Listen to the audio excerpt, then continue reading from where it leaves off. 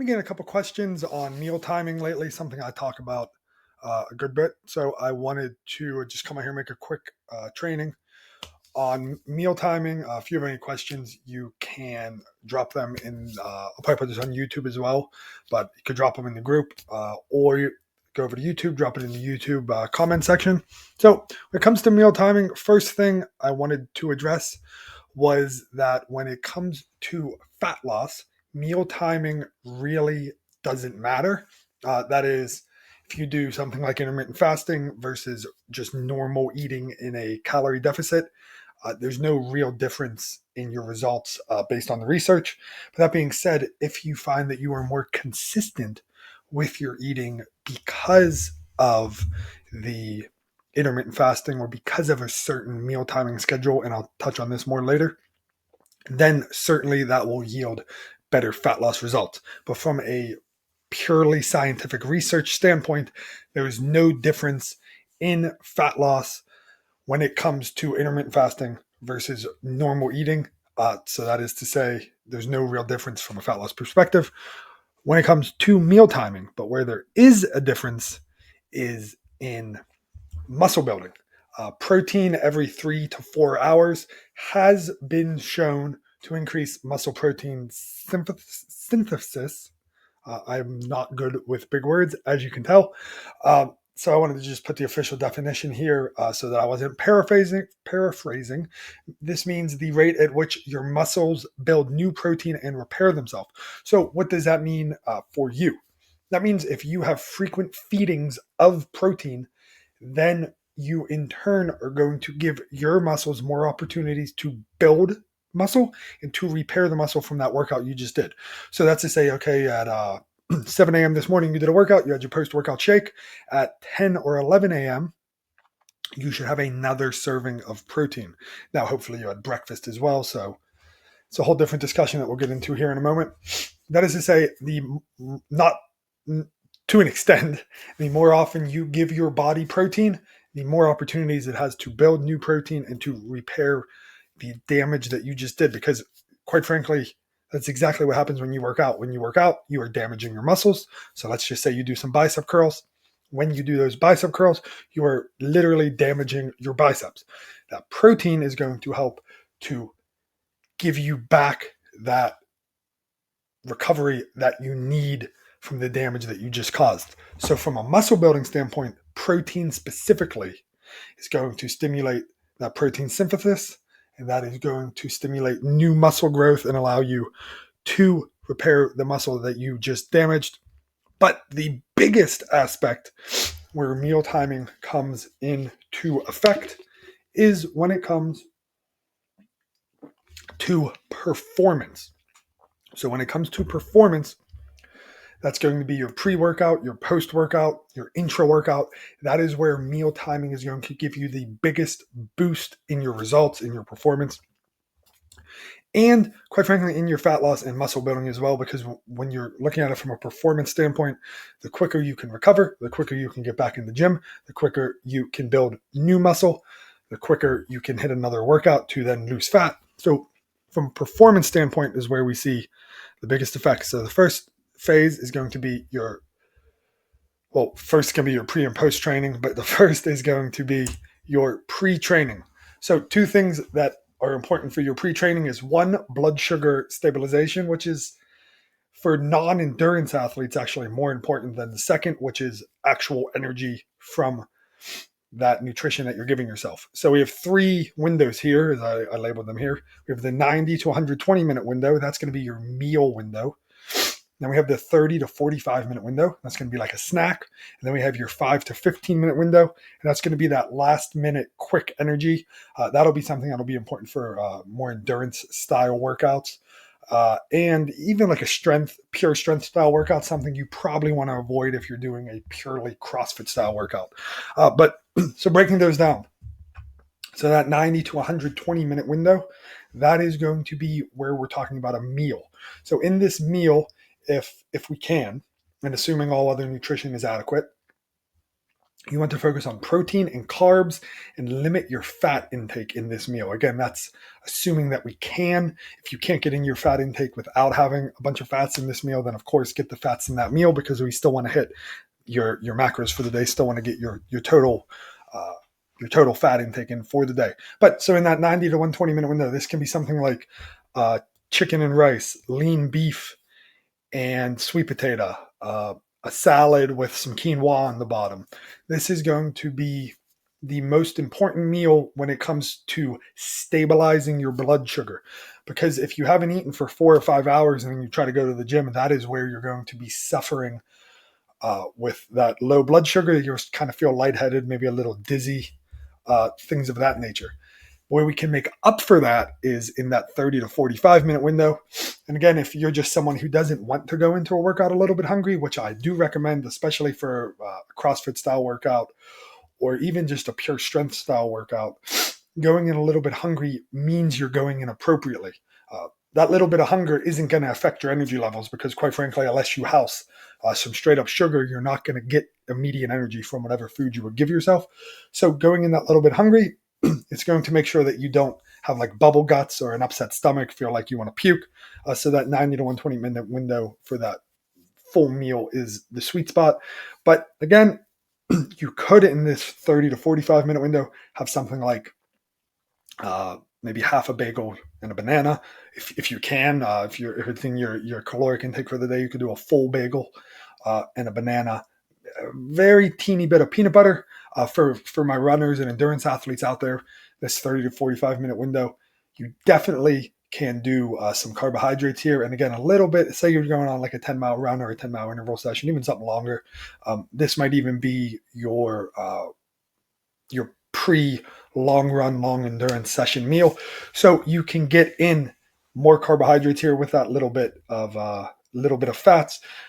For my pure gym athletes out there, this will be usually just straight up carbohydrates. It could be an apple, a banana, like I said, something like a bagel, a bagel with some honey, piece of toast with some honey, just something to even stabilize your blood sugar a little bit more and maybe make you feel like you're going to have that little bit of extra energy. And then in that 5 to 15 minute window, this is going to be your last second energy for my endurance athletes out there. This will be, you could have a gel. I don't really see why you'd waste your money having a gel here. But this could be like a carb shake. This could be just straight up honey, straight up maple syrup. I like to do. I'll literally just put some maple syrup on a spoon, crush some maple syrup. If I haven't eaten a little bit, I want that little bit of energy just to get you through those first couple miles before you tap into your glycogen stores. This could be some fruit, but that'll be pretty hard to digest. Could be something like some gummy bears. Lots of options here. But again, this is more so for my endurance athletes out there. CrossFit athletes, I probably would shy away from that. I'd stick to these two windows here. If you have something last minute there, that very, very likely, especially if you have a glycolytic workout, say something like 2-minute intervals or a 9-minute AMRAP, that will definitely get your stomach going if you have something a little too close there. So from a pre-workout standpoint, again, twofold: blood sugar stabilization and energy levels when we're talking about specifically for endurance athletes. Then when we're looking at our post-workout window, and I'll touch on intra-workout here at the bottom. Post-workout, it's more so about entering a parasympathetic state. So that is your recovery state. So you have two states, your sympathetic and your parasympathetic. Your sympathetic state is what you're in during your workouts. That's your flight or fight system. You can think about it like that. And then your parasympathetic state is your rest and digest state. So this is quite literally when you start recovering. So the sooner you can get that post-workout in, the sooner you can enter that recovery state. Again, that's why it's so important to also do a little bit of a cool down, or just taking a second to calm down instead of just finishing your workout, hurry up, put all your weights away, and then rush off to work or rush off to your house. Take a second just to relax, even if it's 1 minute in the car doing some deep breathing, anything to calm your body down, let it re-enter that recovery state. And then the second thing is glycogen replenishment. So glycogen replenishment happens on a 24-hour basis. So really it's not as important as entering that parasympathetic recovery state, but it is scientifically shown that you do have more of an uptake of glycogen immediately post workout. So that is a good opportunity if you have it in your nutrition and if you're performance focused to get in some carbohydrates post training. This is especially important if we're talking about 2-a-days training. Say you do a workout in the morning and a workout in the evening, even if it's something like an easy run in the morning and then maybe strength training or CrossFit in the evening, or flip that. Either way, it doesn't matter. Uh, this is a good opportunity to get a little bit boosted glycogen replenishment immediately after, so that you can then have some of that available for your evening session. And then another important aspect is going to be your post training, training meal. So this is going to be the meal that you eat after training. So I literally recommend for almost everybody, and I literally say everybody, there's nobody that it would negatively affect, have a post workout protein shake at a minimum. And then of course you can start looking at that glycogen replenishment depending on your macros. Comment below, reach out, we could talk more about that. But from a post-training meal perspective, this is going to be the meal you have after that shake. So maybe this is 45 to 60 minutes after your training. So this will be 45 to 60 minutes, or after that shake rather, post-shake. So this is going to be a balanced meal. Probably most of us, I'd like to say to have it be lower fat, but that's not realistic, because if you go low fat pre-training and low fat post-training, when are you getting your fats in? So if I was picking where I want my fats, I would definitely put them in this post-training meal as opposed to this pre-training meal. But most of us will just put a little bit in both. I've never really seen any negative effects there, unless again, we're talking about 2-a-day training, but that's a whole different discussion. I don't want to go into that in detail here. So big thing here is to focus on food quality. So again, we're in that parasympathetic state. We want to give our body good whole foods here. We don't want to be eating crap here. We don't want to go to Chick-fil-A for this post training meal. We want to have fruits, vegetables, sweet potatoes, rice, good quality foods here. Definitely high in protein here. This should be, if you work out in the evening, this will likely be your highest protein meal of the day, with, again, a big focus on food quality. I'll be honest, I don't even know what I have coming up here in my next one. I blacked them out for myself too, so I can't see. Yes, morning training. So morning training, if you train first thing in the morning, your dinner, aka the last meal that you ate, is going to be your pre-training meal, with the exception that you definitely want to have some fat there. But the key focus here is on carbs. If you train first thing in the morning, before bed, that last meal before bed, or even a snack right, but say you eat dinner at 7, and then you're not going to bed till, let's say, 11, you might at 9 o'clock want to have a little snack as well, because if you're not then going to train till, say, 6 in the morning, 7 in the morning, you went 12, 11 hours without eating. So that last meal is your pre-workout meal. So if you train first thing in the morning, that last meal is your pre-workout meal. And then we can follow the same pre-training that we followed up here. You aren't going to have time to get this in if you're training first thing in the morning, but you will have time for these two. So you'll just default back to that, rewind the video. I'm not going to go back into that. The same exact nutrition there. I would not recommend, especially if you're doing something glycolytic or something endurance focused, I would not recommend any protein first thing in the morning. That will definitely get your stomach going. If you're just doing a purely like strength-based workout, you could probably get away with a little bit of protein, but I would keep this to carbohydrates with a little bit of fat. Something great here is some toast. Toast with little bit of peanut butter, a little bit of almond butter, maybe a little banana on top, but straight up banana and honey, anything just to give you that little bit, again, for blood sugar stabilization, not so much for energy. You will run out of that energy very quickly that you have right before that training, because it doesn't really have time to completely digest, but that's where this 5 to 15 minute window comes in. And again, you can just rewind and see that. That was the wrong button. Evening training, you should always have a meal after. So even if you train late at night, some way you train late at night and you don't want to have a meal after. I highly don't recommend that. But if that's your only option, I definitely recommend you have a protein shake and some carbs, again, to enter that parasympathetic state.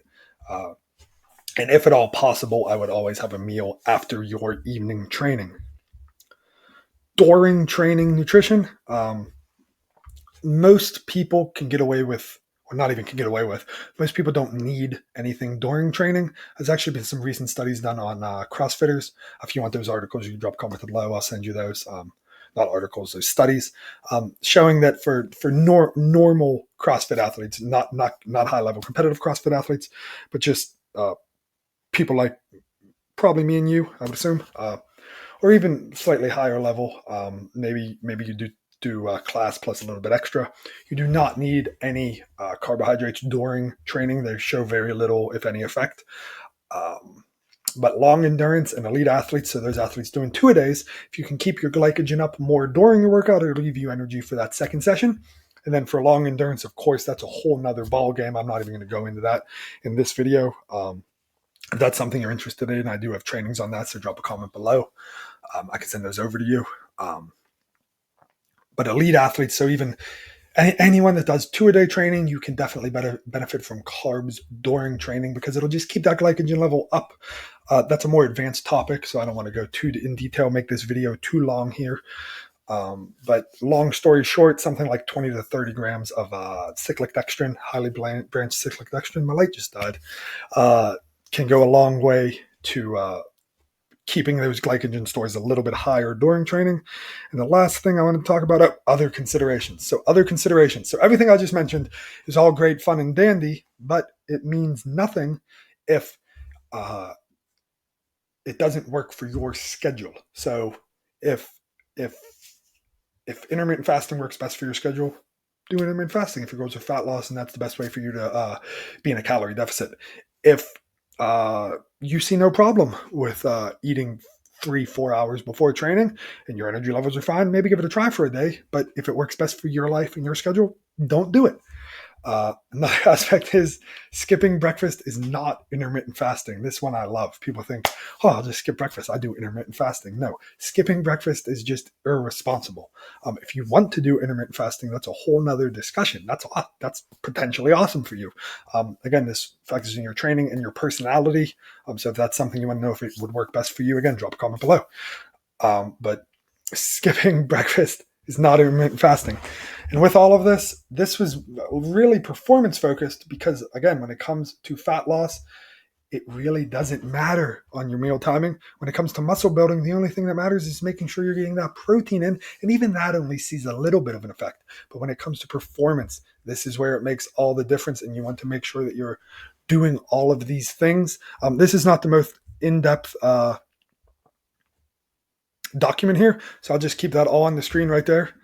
Get some space there. Just snap a screenshot of that. I'm not even going to tell you that I'll send it over to you. I mean, you don't really, if you want it for some reason, you can ask me for it. I'll send it over to you. I have it in my Google Drive, but just snap a screenshot of that. To recap the notes, I don't want to keep rambling on here. If you want trainings on anything else, drop a comment below. Again, I'm going to post this on YouTube as well. If you're in the group, of course, I'll keep these trainings coming, and I'll always make sure to answer your questions. Yeah. Like, comment, subscribe if you're watching this on YouTube, and I'll keep the videos coming.